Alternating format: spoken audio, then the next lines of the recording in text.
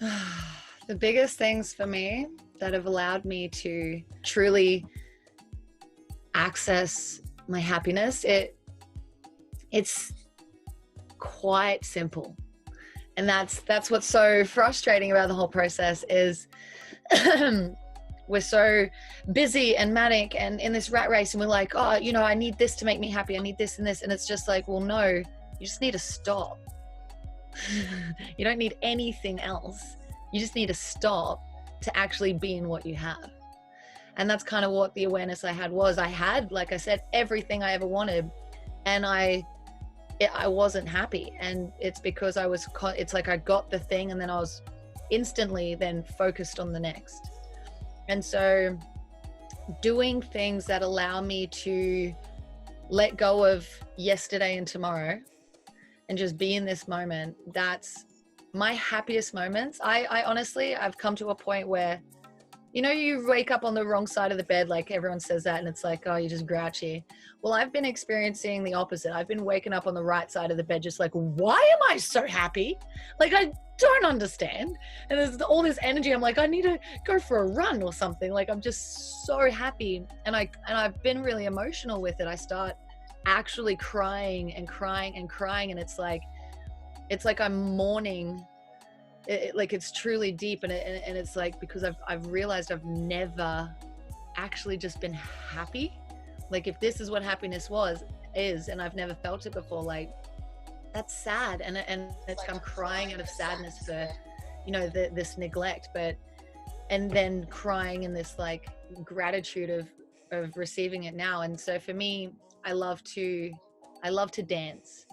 I love it, just whether it looks good or not, I don't care. Sometimes I love to intentionally dance in the most spastic way I possibly can, and just like, because I'll be in a grumpy mood, and moving around like silly makes me laugh, because you can't stay angry when you're moving around like a dickhead. Like, it just doesn't, you can't stay mad. And so dancing, I put on music and I just blast my little guts out and just sing as loud as I can. And then challenging myself to connect my senses to each environment. So even if I'm dancing, or even if you're out playing golf, or you're at a shopping center, it doesn't matter. When I start feeling myself getting a little, I then start connecting more with my senses. I'm like, what can I feel right now? What can my skin feel? What can I hear? How many different things can I hear? Can I hear things close to me? Can I hear things far away from me? What can I see? And usually I'll try and sit outside and I'll feel the sun on my skin. I'll feel the wind in my hair. I'll smell like the fresh scent of oxygen, like flowers. And then I'll witness the trees, and I'll try and notice how many different kinds of leaves I can see. How many different kinds of colors of green can I see?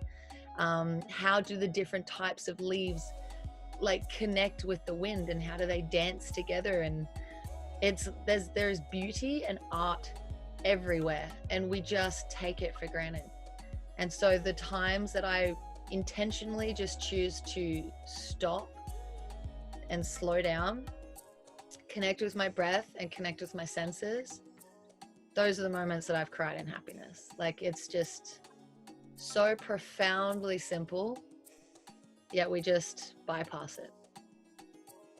You just said so many powerful things right there, Alisha. I have to, when this comes out, when you guys are listening to this on iTunes and Spotify or whatever, rewind and listen to Alicia's last segment and be present to it, because that's what it was about. And what you just described, first side note, another fun side note, when you describe dancing and you can't be mad if you're dancing, you just added another one to the list, because I would tell people that you can never be upset if you find yourself like whistling or singing or now dancing.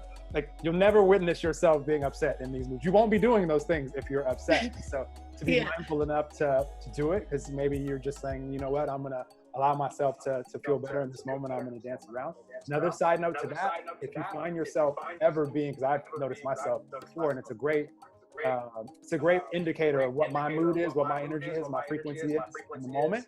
If you ever find yourself being triggered by someone else like whistling or singing or anything like that, like there's been times where we haven't been able to go to the gym for a while, which is another story, but there's been times where maybe I'm showering at the gym and like I'm rushing and like I didn't, maybe not get the workout that I really wanted to. I'm like, we're already rushing to the next appointments. I'm already kind of mad at myself because I didn't get there early enough or whatever the case may be.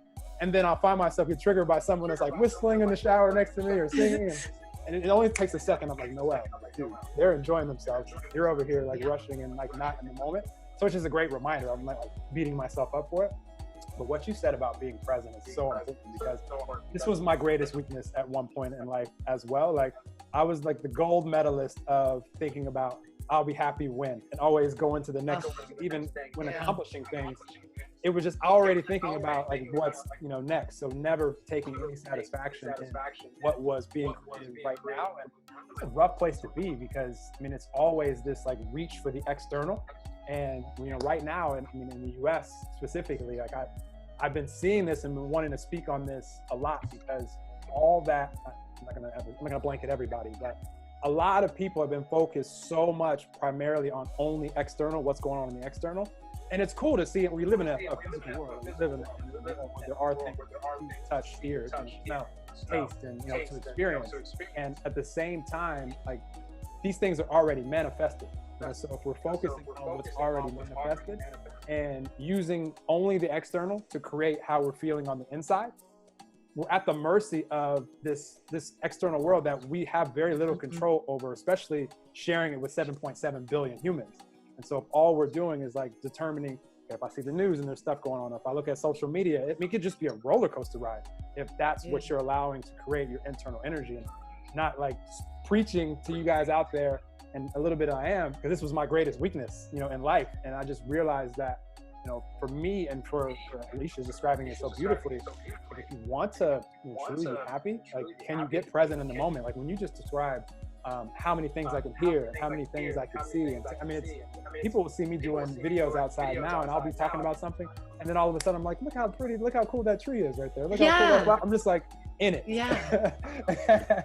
So but I ask people, it's like, what is happiness to you? And a lot of the time it could be, this house or this car or this promotion. And it's just like, and this brings me back to my point of like, nothing you obtain is going to create that level of happiness if you don't have the presence to actually enjoy it. It's like I had everything I ever wanted and it was so miserable.